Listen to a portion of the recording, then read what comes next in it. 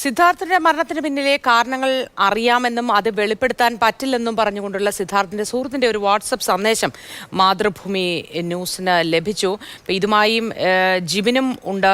പിന്നീട് സിദ്ധാർത്ഥിനെതിരെ പരാതി നൽകിയ പെൺകുട്ടികളുടെയും പ്രതി ചേർക്കണമെന്ന് സിദ്ധാർത്ഥിന്റെ കുടുംബം ഇപ്പോൾ ആവശ്യപ്പെടുന്നുണ്ട്. പരാതി വാസ്തവമാണോ എന്നും അറിയാൻ വൈദ്യപരിശോധനയ്ക്ക് വിധേയയാക്കണം എന്നും പറയുന്നുണ്ട്. പെൺകുട്ടിയുടെ പേര് കോളേജ് അധികൃതർ പറയുന്നു. ആളെ മാധ്യമങ്ങൾ കണ്ടെത്തണമെന്നും കുടുംബം മാതൃഭൂമി ന്യൂസിനോട് പറഞ്ഞിട്ടുണ്ട്. ആദ്യം നമുക്ക് ജിബിനിലേക്ക് പോവാം. ജിബിൻ, ഈ വാട്സപ്പ് സന്ദേശത്തിൽ എന്താണ് ജിബിൻ പറയുന്നത്? ഇത് ആരാണ്, എവിടെ നിന്നാണ്? ഇതൊന്നും വെളിപ്പെടുത്താനുള്ള ഒരു സമയമായിട്ടില്ലെന്ന് തോന്നുന്നു, അല്ലേ?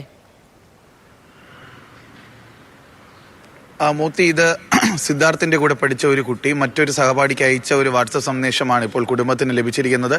ഇതിൽ പറയുന്നത്, അതായത് സിദ്ധാർത്ഥിന്റെ മരണത്തിന് പിന്നിലുള്ള കാരണം എന്താണെന്ന് തനിക്ക് വ്യക്തമായി അറിയാം, പക്ഷേ ഇപ്പോൾ പുറത്ത് പറയാൻ കഴിയില്ല എന്നാണ് ഈ സന്ദേശം അയച്ചയാൾ പറയുന്നത്. അത് തന്നെയാണ്, അതായത് സിദ്ധാർത്ഥിനോടൊപ്പം പഠിക്കുന്ന പല കുട്ടികൾക്കും എന്തിനാണ് സിദ്ധാർത്ഥ് കൊല ചെയ്യപ്പെട്ടത് അല്ലെങ്കിൽ മരണപ്പെട്ടത് എന്നുള്ള കാര്യം വ്യക്തമായി അറിയാം. പക്ഷേ അവർ ആരെയൊക്കെ ഇപ്പോഴും ഭയപ്പെടുന്നുണ്ട്.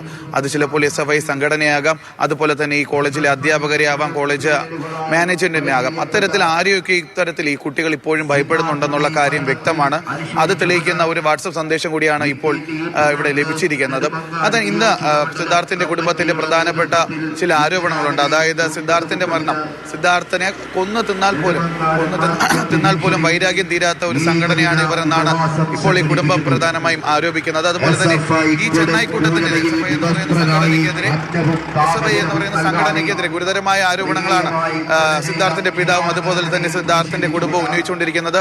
ഈ ചെന്നൈ കൂട്ടത്തിനെതിരെ ഏതറ്റം വരെ പോകുമെന്നുള്ള തരത്തിലുള്ള പ്രതികരണം ഉൾപ്പെടെ കുടുംബാംഗങ്ങളുടെ ഭാഗത്തു നിന്നുണ്ടായി. അത് മാത്രമല്ല, ഈ പരാതി നൽകിയ പെൺകുട്ടി ആരാണ്, ആ പെൺകുട്ടിയുടെ പേര് വെളിപ്പെടുത്താൻ കോളേജ് അധികൃതർ ഇതുവരെ തയ്യാറായിട്ടില്ല.